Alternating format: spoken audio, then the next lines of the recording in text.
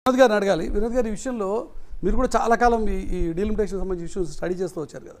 ఇప్పుడు జరుగుతున్నటువంటి ఈ ప్రాసెస్ 2011 ప్రకారం తీసుకుంటామని చెప్తున్నారు. 2011 అనేది ఆల్రెడీ అవుట్డేటెడ్ డేటా, అది ఎప్పుడుదో డేటా. ఇవాళ మనం ఆల్రెడీ 26లో ఉన్నాం, 27లోకి వెళ్ళబోతున్న సందర్భం ఇది. మరి ఆ లెక్కలు కాకుండా 2011 ప్రకారం చేసుకుంటూ పోతే అసలు కరెక్ట్గా చేస్తున్నట్ట ఈ ప్రాసెస్? మీ అబ్జర్వేషన్ ఏంటి?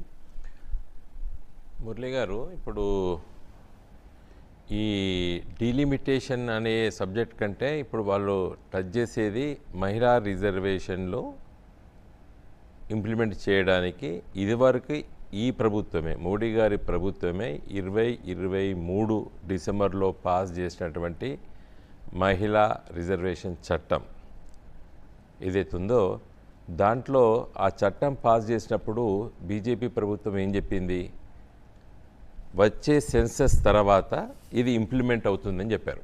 Section 5 of women's reservation act, ఇప్పుడు అది బిల్లు కాదు, ఇప్పుడు యాక్ట్ అయిపోయింది. ఉమెన్స్ రిజర్వేషన్ 33% రిజర్వేషన్ రాష్ట్రాల శాసనసభలో అదేవిధంగా పార్లమెంట్లో. ఆ సెక్షన్ 5 ఏం చెప్తుంది, సెన్సస్ తదనంతరమే ఇది ఇంప్లిమెంట్ అవుతుందని చెప్పారు. ఓకే, అంటే ఇప్పుడు 2027లో ప్రకటించబోయే సెన్సస్ తర్వాతనే అది అమల్లోకి వస్తుంది. ఏది మహిళా రిజర్వేషన్ చట్టం ఈరోజు ఈ నిమిషానికి చట్టం ఆ విధంగా చెప్తుంది.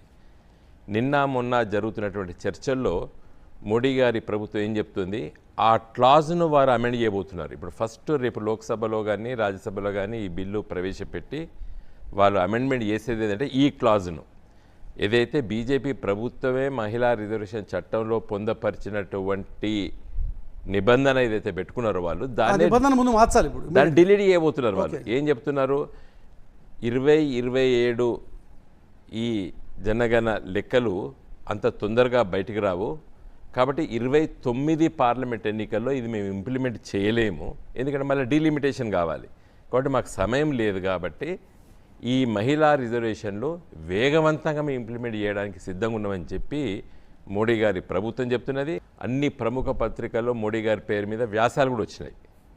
ఇంగ్లీష్ దినపత్రికలో, తెలుగు దినపత్రికలో మోడీ గారి పేరిట వ్యాసాలు వచ్చినాయి.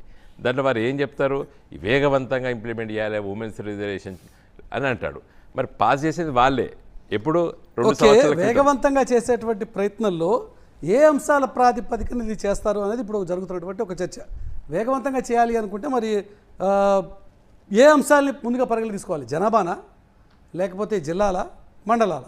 ఇది ఒక ప్రధానమైనటువంటి జరుగుతున్న చర్చ. ఎందుకంటే జనాభా ప్రాతిపదికన తీసుకుంటే 2011 సెన్సస్ ప్రకారం చేస్తూ ఉండాలి, కానీ ఉన్న క్లాజు ఆల్రెడీ 2027 సెన్సస్ ప్రకారం చేయాలి.